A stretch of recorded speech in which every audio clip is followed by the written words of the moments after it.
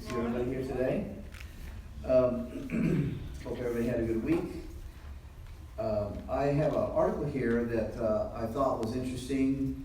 It was written by a gentleman by the name of Yu Chi. He works for the Fuller Dupree Center, writes different articles, very interesting information he usually has to put across. And this is just something he's talking about in 1 Thessalonians 5:17. It talks about pray continually. That's what the scripture says for that particular verse. And that is in the NIV. If you look at the NLH, which is the New Living Translation, it says never stop praying. And then in the Amplified, it says be unceasing and persistent in prayer. And then in the New American Standard, it'll say pray without ceasing. So I'm going to read you what he wrote. I thought it was interesting. I think it's something that would be beneficial for all of us. He says, what in the world does that text mean? Early in my Christian experience, I thought that the Apostle Paul intended me to retreat from the world and spend all my time focusing on my interior life of prayer. I remember trying to pray for hours on end in my bedroom. Not only did I run out of words and things to pray for, but I quickly ran out of attention and energy. After regularly dozing off, I remember waking up with a vague feeling that I had yet again disappointed God. Now, I don't know if some of you have ever been that way, but I think some of us probably could relate to that. Thankfully, the apostolic command to pray continually isn't primarily about developing our devotional prayer life, even though that is important. It has much more to do with learning to pray on our everyday life, particularly in the context of our work, where prayer may be the last thing on our minds. So how do I learn to pray continually? In my experience, I have found 4 practices helpful. The first one is bracket your day with prayer. Before you begin your workday, take time to acknowledge God as the creator of the day that you are about to enter, and to offer the work you are about to do to God. We live in a world that practices the absence of God. Not that God is absent, of course. Still, much of the world is quite happy to act as though he is. So begin your day with an acknowledgement of his presence and that your work is an offering to him. There are great counterculture reminders of who we are and what we're about. Similarly, at the end of the workday, take time to reflect on your day, to ask forgiveness where you have fallen short, and to give thanks to God for his good gifts, including the good work that you were able to do with it. The second one is that during the day, offer your work to God in the moment.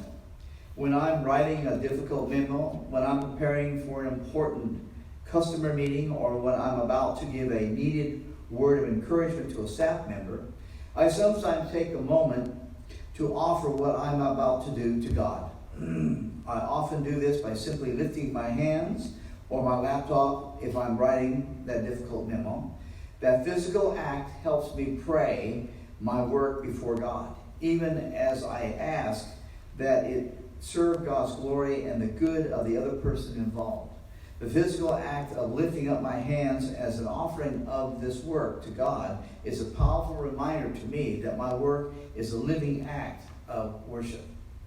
The third, pray your to-do list and do your prayer list.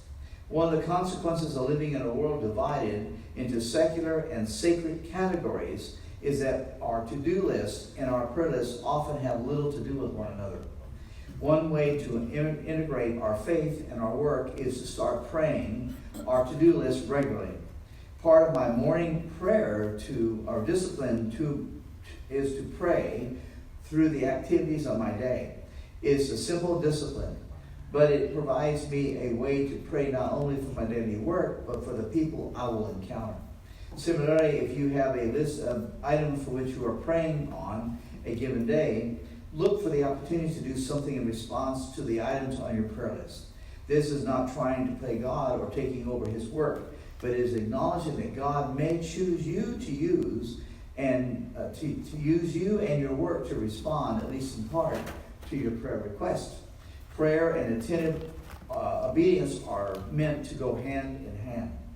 And then finally, the fourth one, he says, cultivate depth and breadth in the praying of your work by learning to pray the Psalms regularly. For centuries, the Psalms were how God's people learned how to pray. In the heart of the Scriptures, we have a prayer book that teaches us on how to give voice to the depth and the breadth of our human experience, including our work. I so appreciate the Psalms' raw honesty. Frankly, it's difficult for me to bring the darkness of places of my life and the experiences to God. But in the Psalms, to use Eugene Peterson's phrase, we find that all life is prayable. Eugene's message translation of the Psalms was one of my entries into my daily praying the Psalms starting 2 decades ago. If you don't pray the Psalms regularly, I would encourage you to give it a try using the message translation. Now, you can use any translation. I like to use the New Living Translation. And one of the things I like about what he said here is that Psalms is a prayer book. And I like the idea of, if I'm going to prayer time, that I do read the Psalms. And I've done that for years and years. And because what it does to my mind is it allows me to talk about God and His work and His Word first before I talk to God about what I want to pray about. So my mind gets on God. It gets on Him. So when I go to pray about my items that I'm having on my prayer list that day, I have a different approach, a different viewpoint. So it puts our mind on God first. And that's one of the things that I like about it. And I use it, and I encourage people to do that because it's a really good way to learn to pray. And talk, you're kind of talking to God, and He's talking to you. And it's really nice to do that. These are simple practices to cultivate powerful prayer. The theologian Karl Barth was said to have remarked that we are all beginners with God. My experience certainly bears that out. All these disciplines, as simple as they are, require ongoing attention and energy. And as Jesus said something about something else, now that you know these things, you will be blessed if you do them. May we be blessed as we each seek to faithfully respond to Apostle Paul's command to pray continually. And then he closes here with a prayer, which I would like to give, if you'll bear with me here and bow your heads. It says, Lord Jesus Christ, we are grateful that you have invited us into the great priestly work of prayer. Even now, we know that you pray continually for us. So help us to learn to pray all our life and work. Teach us to pray in every circumstance that we encounter. We ask this in your name. Amen. Amen.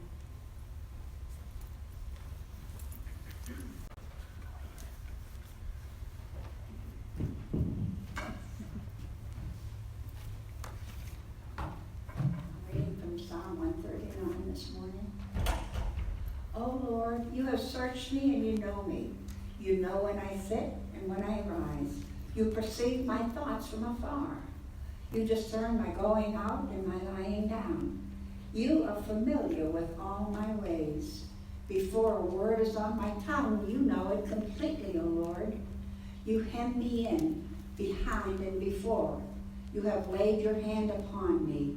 Such knowledge is too wonderful for me, too lofty for me to attain. For you created my inmost being. You knit me together in my mother's womb. I praise you because I am fearfully and wonderfully made. Your works are wonderful. I know that full well. My frame was not hidden from you when I was made in the secret place, when I was woven together in the depths of the earth. Your eyes saw my unformed body. All the days ordained for me were written in your book before one of them came to be. How precious to me are your thoughts, O God. How vast is the sum of them.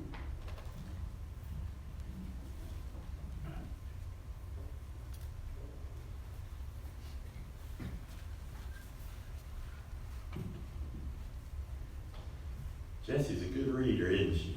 Yes, she is. She does That's good. one of my gifts, I guess. Maybe the Well, only her one. gift, she said. There you go. But it's a good one. That's an important one. Yeah, it is. Those verses, beautiful verses out of the Bible. We're going to get to those in just a minute. You get the feeling, whether it's you, whether it's people that you're around in your work day or just your regular day, that many people seem haunted by an overwhelming sense of insufficiency. We are not enough. Any of these thoughts ever cross your mind?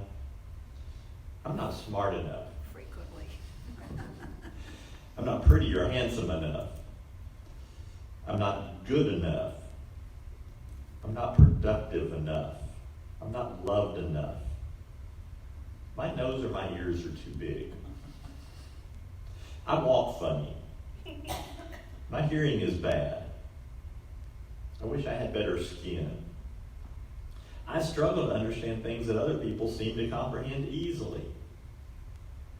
I try hard every day, but I fall short of mine or somebody else's expectations. I'm a wallflower. I get angry too easily.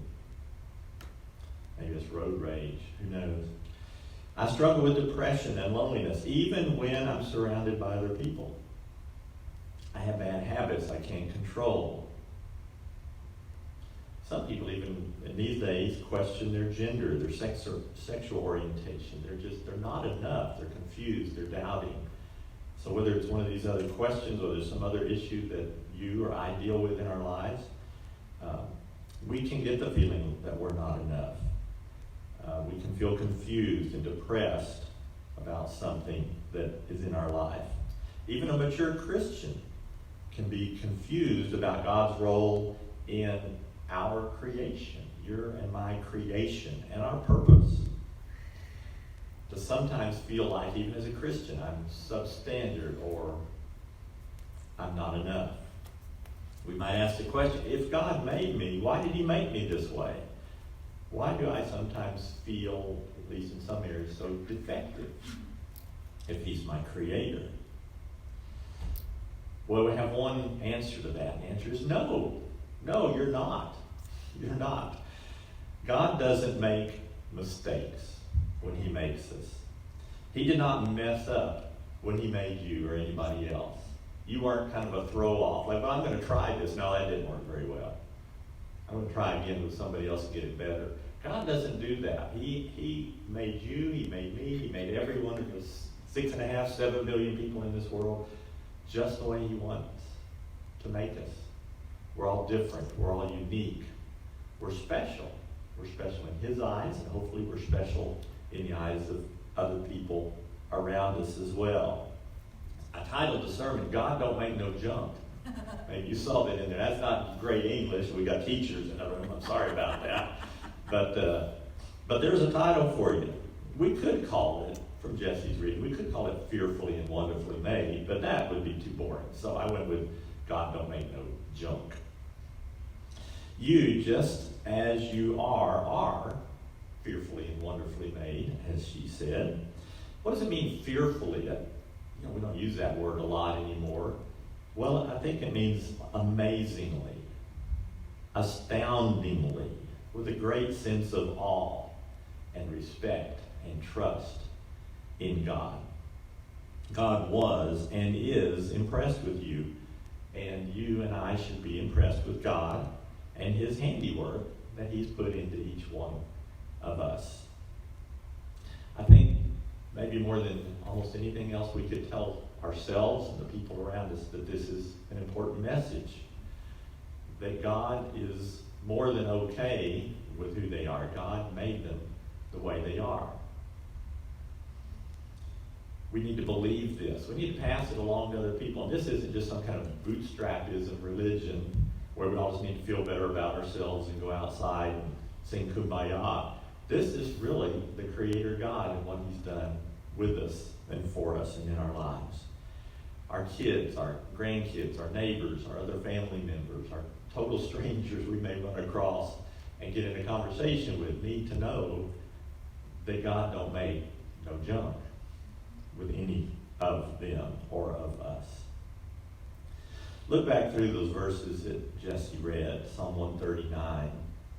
In the first 6 verses, he kind of sets the stage that God knows everything about us. There's nothing hidden in between us and between him. And then the psalmist says, as Garth was telling us to pray from the Psalms, he says it is too wonderful for me to comprehend. the psalmist, who's focusing on this God and what God has done, what God has made all around him and in himself, he even admits, I know this, I'm writing it here, and I still don't comprehend fully what is going on with God and his creation. We come down then to verse 13, which is where Jesse, I believe, picked up somewhere in that area again. And it says, you created my inmost being. You knit me together in my mother's womb. Other versions say, you put me together inside my mother's womb, or you made my whole being inside my mother's body. And it wasn't just the physical body that God made. We realize that as human beings, we're not a slug or a snail or a worm. We're a human being, and we have not only our bodies, we have our minds, we have our brains, we have our spirits. God was putting all that together in the womb for each one of us.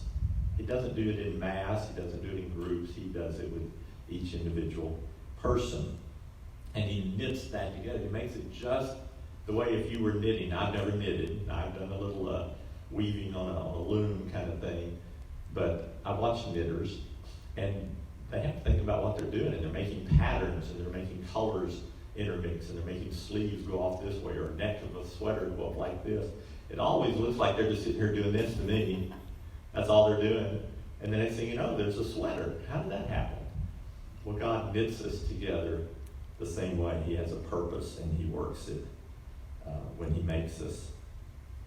You know, even identical twins are different. And if you've known twins that, hard to tell them apart when you look at them, but you get to know them, and they're different. God made them different from each other because God don't make no junk. He goes down in verse 14. He says, I praise you. The psalmist is praising God because, he says, I am fearfully and wonderfully made. Your works are wonderful. I know that full well. Does he? We just said earlier in the first few verses that this was more than he could comprehend. Well, he knows it full well, like you and I know it. We know that we know it. We can say it. We know it's true, but do we really know it? Do we feel inside us? Do we absolutely understand that with you, with me, with the person next to us or out on the street, that God don't make no junk. He did not mess up when he made any of us.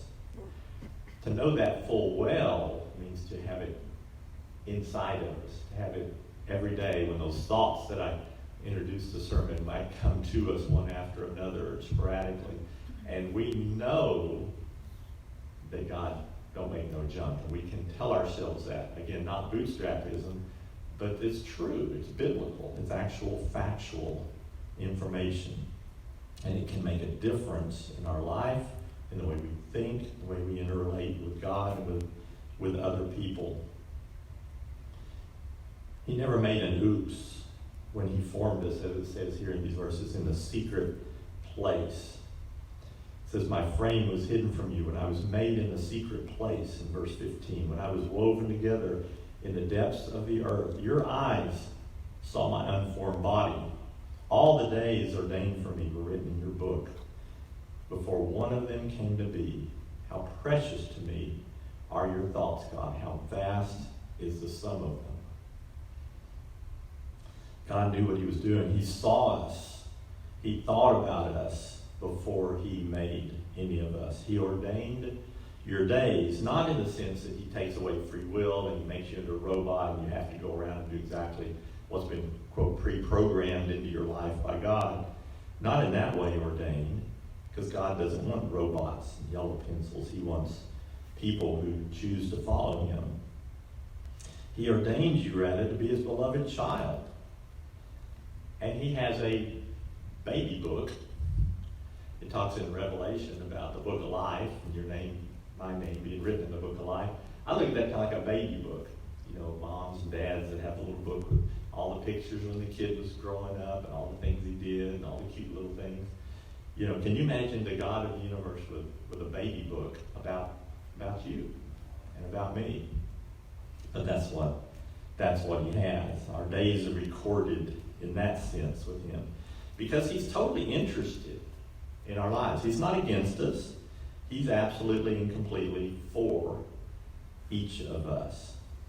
Someone said years ago, and I like this phrase, and I try to tell myself this every now and then. If God had a refrigerator, your picture would be on it. You know, your picture, your little handprints, your little paper you wrote for school, little photograph of you on your first bicycle, whatever. He would have his refrigerator would be packed full. Now you'd have to have, a few billion refrigerators because each one would have to have just the stuff for one child. You're unique, you're special. But imagine the electric bill. Oh my goodness. But anyway, if God had a refrigerator, our picture would be on it. Genesis 1:27 tells us we're made in the very likeness and image of God. He made us in the likeness and image of himself. That doesn't mean he looks like us. That necessarily even means he has eyeballs and arms and legs. But he is God, and he made us in his image. He gave us free will, choice. He gave us character, personality, the same things that God has in himself. Over in Acts 17, verse 28, he tells us that each of us is God's offspring. That's what he calls that, where Paul is talking. I believe he's talking to the Greeks, the Athenians there on Mars Hill. By special creation, each of us is God's offspring. We're his child. We're called into his family. And it says we're called by his name. That's pretty cool, because God don't make no junk. Over in 1 Corinthians 12, I won't go there or read anything out of there, but that's the chapter of the Bible where Paul is saying that we're all part of the body. We're all part of the body of Christ. And he's using analogies to show that although we're all different in one way, we're all unique, but we all put our gifts together to make the church. And if you might remember that, he contrasts. He says not everybody can be a hand, and not everybody can be a foot. Not everybody can be an eye, not everybody can be an ear. We need eyes and ears and feet and hands. We need to all be different because we need that. And so I thought about just those body parts that Paul refers to. Just how special are we when God created us? Take the foot. We're called biped creatures. We have 2 feet. Biped. We walk upright. We're probably the only creature that really walks upright. Now monkeys can kind of walk upright, but they walk funny when they try to walk upright. They do a lot better if they put those 2 knuckles down on the ground off their arms and kind of poke around that way. But most other animals slither or slide or crawl or creep or have a bunch of legs and they go along, or they're caterpillars, or you think of all kinds of animals, giraffes and birds and elephants. Man is unique. You and I as a person are unique. We have specialized bones in our feet. We have muscles. We have certain tendons. Our ankle right next to our feet has rotating joints. You ever imagine? If you sprain an ankle, you know. I'm looking at Cheryl because she did 2 of them here not too long ago. It reminds you of all that stuff that works in there when it works right. And I've sprained my ankle before, and it wasn't any fun. But ankles, feet, for people have great flexibility and great strength, and we can do awesome things because of our feet. We can do gymnastics. We're about to see that coming back up again in the Olympics, and there's been all the trials going on. Maybe you watched some of that. That's pretty amazing. In the winter, you see the beautiful ice skating routines, throwing people on the ice and spinning around and jumping, and beautiful moves that they make on their feet. With your foot, some people can kick a 60-yard field goal. Not me, but somebody can do that. They can skate for 60 minutes in a hockey game. They can dance in a ballet on their feet, or ballroom dancing, or clogging even. That all takes feet to do. Because they can do this, because the foot is remarkably and wonderfully made. What about the hand? Well, we've got this little thing right here. It's a little digit. It's called an opposable thumb. Doesn't mean it's against anybody. It just means that it doesn't point the same direction as your other fingers. It's opposable. It opposes those. It's real handy if you're trying to unscrew a cap off a soda bottle or get our age and stage, get those pill bottles open that they say are child-proof. They're really adult-proof. You could hand them to a 12-year-old. He could get in them. It's you and me trying to get in those things. It's a problem. But we have our hands that can do that. Our hands, we can pick up a pen and we can write words. Now we type words, and that's okay too. It helps to have the fingers and the thumbs to be able to even type. But I use write in the sense of just putting words down on paper. You can read beautiful poems that people have written with their hands, novels, the Bible. With our hands, we can hold a paintbrush. Now, you've seen probably news reports of an elephant that did a painting, and they got him like spray paint out of his nose onto a canvas, and somebody paid $3 million for it, or something like that, or some chimpanzee, or the tail of some animal. And now that's a little nuts. I mean, that's just going crazy, I think. But anyway, but with the hand, you can actually paint a picture, and it can be beautiful, and it can be something that's recognizable. You can hold the bow of a violin and play amazing runs and music like Lauren does. We can put musical scores down on paper, and people can play those in symphonies. People can throw a baseball or a football, and that's just try to get an elephant or even a chimpanzee to gracefully throw a football or a baseball. Our hands can perform intricate brain or spinal surgery to help someone live a better life.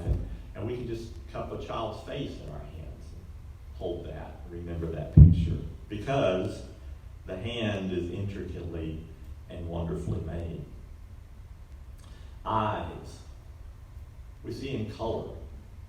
Most animals, and I don't consider us an animal, but most primates, most other creatures, we're humans, they don't see in color. They don't see the shades you and I see.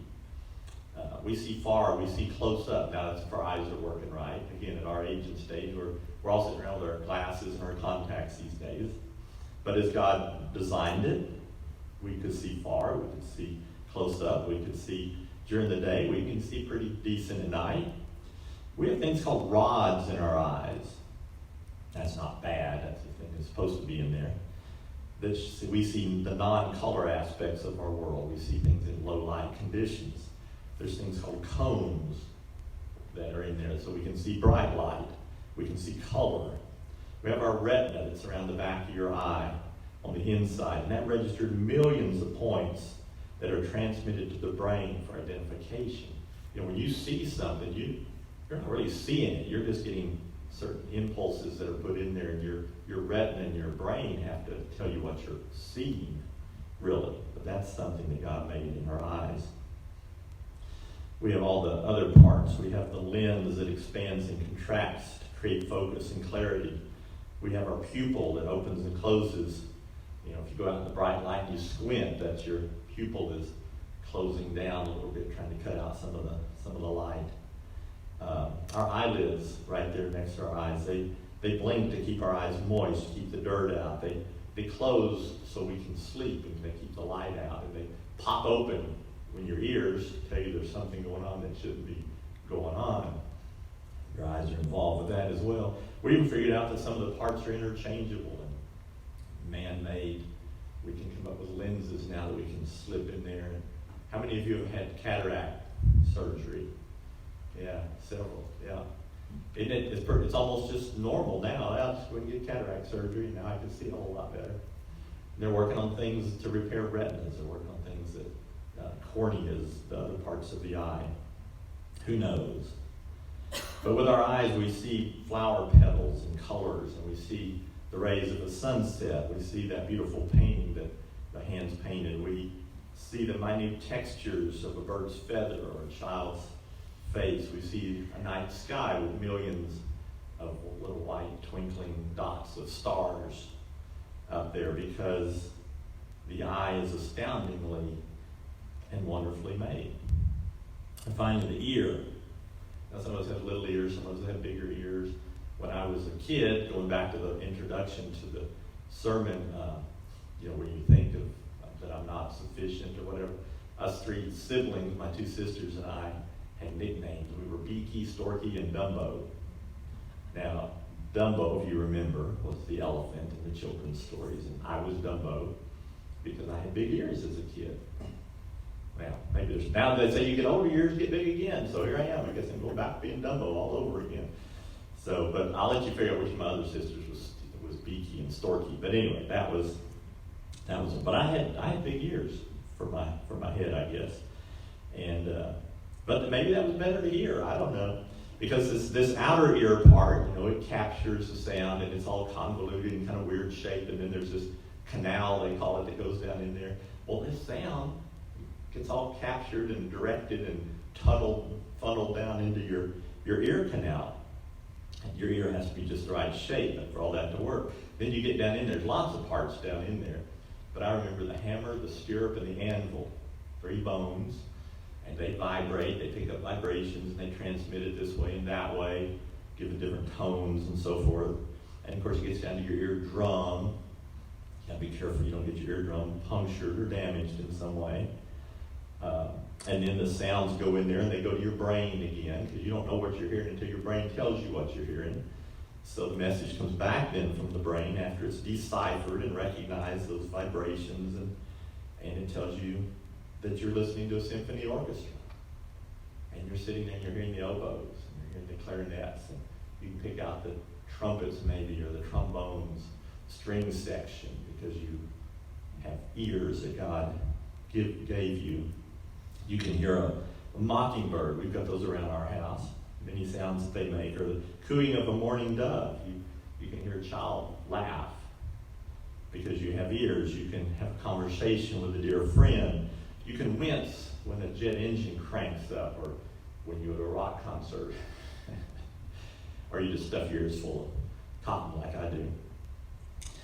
When our hearing begins to fade, we recognize the loss and we try to mechanically fix it, but no machine works as good as the ear that God designed, because the ear is marvelously and wondrously made. So fearfully and wonderfully made are these other words that I used: intricately and marvelously and astoundingly and wonderfully made. They make sense when a person is normal, when they have all these things that work together. But what about those that are born abnormal, that have loss of body parts or mental problems when they're born, physical issues? Did God make a mistake there? Well, there's some verses over in John chapter 9, and I'm not going to read those because in just a minute I'm going to have Sammy play a short video for you. The speaker there will refer to those verses. It's about a man that's born blind, and the purpose and the reason that was even found in that abnormality and that shortfall, as we would see it, of creation. But listen to what Nick in the video tells us here. You know, I've known, you know, people who have been deaf or blind or mute and so forth, and they, for the most part, they've learned to get through life well. Maybe God's blessed them with other gifts to augment what they've missed out on in certain areas of their life as well. So let's go ahead, if we crank this up and see if you just let the video run, because they can at least pick up the sound, I guess. And this is Nick Vujicic, if I'm pronouncing that right. He'll probably say his name, something like that. If you've ever seen his story before, this is just about 3 minutes where he summarizes some things. And I want us to just watch Nick here in this video. I was born in Melbourne, Australia, 1982, and my parents had no idea that I was going to be born without arms or legs. I was the only one that I ever saw without limbs. My faith in Jesus Christ was sealed after 7 years of wondering why, God, I was born this way. He answered me very clearly through John chapter 9. And I gave my life to Jesus at 15 after reading about how he came across a man who was born blind. And I'm like, hey, hold on a second. This looks interesting. And no one knew why he was born that way. I'm like, perfect. So I read on, and in verse 3 of the 9th chapter, Jesus said, it was done so that the works of God would be revealed through him. And I'm like, wow, God, if you had a plan for the blind man, you do have a plan for me. And that was the beginning of my personal relationship with Jesus. Youth groups were starting to call me, churches were starting to call me, opportunities were opening up everywhere for me to share my testimony. I was speaking in front of 300 sophomore public high school students. 3 minutes into it, half the girls were crying. One girl in the middle of the room started weeping. She put up her hand and she said, I'm so sorry to interrupt, but can I come up there and give you a hug? In front of everyone. She came and she hugged me. She cried on my shoulder and whispered in my ear. No one's ever told me that they love me. No one's ever told me that I'm beautiful the way that I am. I couldn't believe it. It changed my life. That was when I knew I was called to be a worldwide evangelist.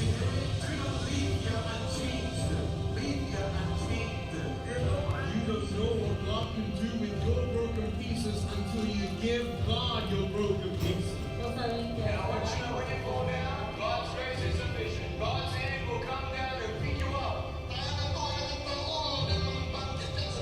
And give you the strength to get back up.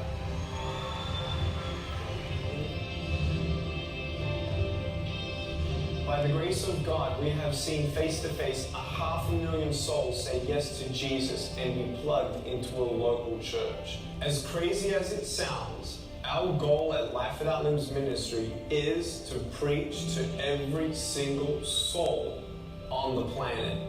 7 billion people. We believe that this goal is possible as the Holy Spirit is gathering an army and building up supporters to send us and accomplish this mission.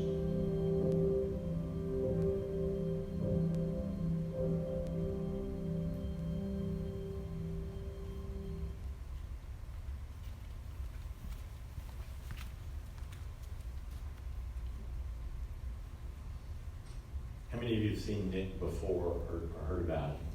Some have, yeah. I get enamored. I was trying to pick a video to watch today. It was kind of short that we could see, and I ended up watching an hour's worth of his videos because people like him amaze me. Not just him, but people like him that God allowed to be made that way, as it were. But and not everybody figures out they're a worldwide evangelist. I'm not saying it's just easy. When a person has what we would consider a handicap or something. But even through that, as he said from the story in the book of John, the blind man, that said, I believe the phrase was, let me see, that the work of God might be displayed in his life. That's what Jesus said about the blind man. And I think that's what Jesus says about all of us, whether we're whole, as we would see it, or not, that the work of God can be made obvious through all of us, no matter our condition in life. I knew a fellow named Mike Webb who was a blind person. He'd been over in Vietnam. He got blown up in a tank, I believe was the story there. And he was disfigured quite badly. He had a fake nose. He pulled his nose off and scared kids to death because he just had a big hole there. But anyway, he loved to kid around, and he was quite the character, still is as far as I know. And he'd take his nose off, and he had to wear sunglasses because his eyes were all disfigured. I'm not even sure they were his real eyes anymore. But he got around everywhere. He did everything he wanted to do. They traveled. They saw things. He had friends. He was amazing. And like me, and I'm sure other people that met him, you know, you would say, well, God gave him a spirit to overcome this disability, as it were, that we see, yeah. Mike used to say, when he would be describing something, he said, Jesse, you should have seen that. Yes, you would. Jesse, you should have seen it that. was amazing, like he could see. Yeah, it's like he could see, Yeah. you imagine. Of course, he used to be able to see, and he would, then they would go to the Grand Canyon and stuff. He would listen to people describe it, and he would just be amazed. So We all know people like that in a wheelchair. My cousin who was shot and was in a wheelchair, and others of you know people who were born certain ways, and they're astounding people. Down syndrome children, people that we used to call retarded, mentally retarded, slow, challenged, but they all have attributes that can make them very, very special in their family and with their friends. And again, it looks like an abnormality with us, but with God, it's just part of His creation. The Bible tells us that the weak and despised can demonstrate the wisdom and the goodness and the power of God. Sometimes maybe that's what it takes to reach certain people, to see that somebody else who's quite down and out from our viewpoint made such a difference in the world. There's always a purpose in what God does. If we can find that purpose and live in it, then that's what He wants us to do. God does not make junk, whether it's our hand or our foot, of which Nick has neither. No arms, no legs. Let's see, his ministry is called Life Without Limbs Ministry. Life Without Limbs.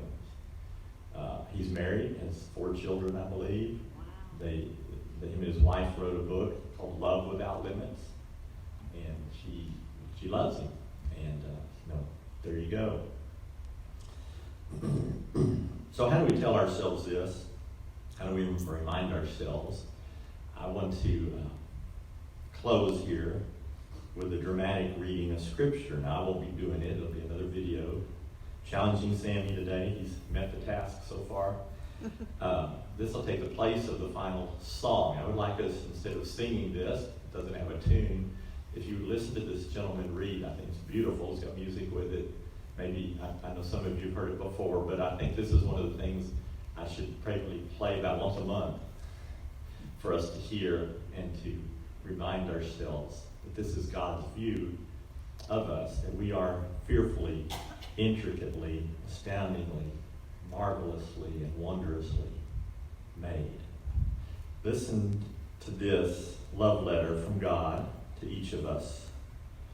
In the words that He says, as He'll say in the introduction, they're to be believed, they're to take to heart, to remind ourselves over and over, to share with others who need to hear that they are not junk either, but they're rather a specially created, unique, and beautiful child of God. Listen to the heart of God expressed in the Father's love letter.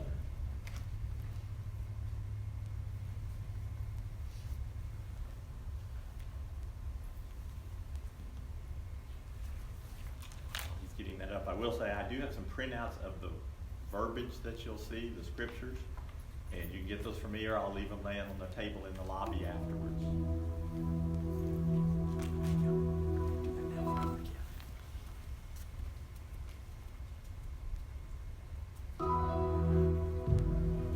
The words you are about to experience are true. They will change your life if you let them. For they come from the very heart of God. He loves you, and He is the Father you have been looking for all your life. This is His love letter to you.